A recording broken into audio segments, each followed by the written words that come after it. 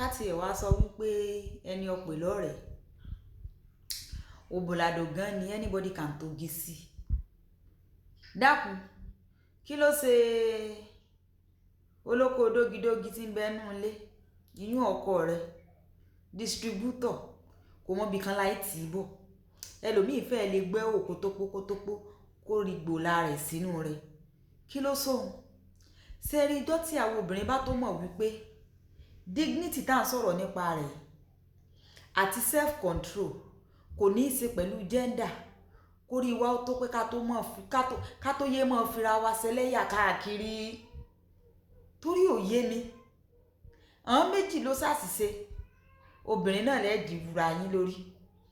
so ọkùnrin ti wá dàgbà débi wípé wọn ò mọ tó tọ́ yàtọ̀ sí tí ò tọ́ torí kò tiẹ̀ yé mi rárá ó ga ọ́ Alájìkẹ́ rí ní ẹ bá láìkẹ́ kọ́mẹ́ǹtì ẹ̀ ṣe dàbọ̀.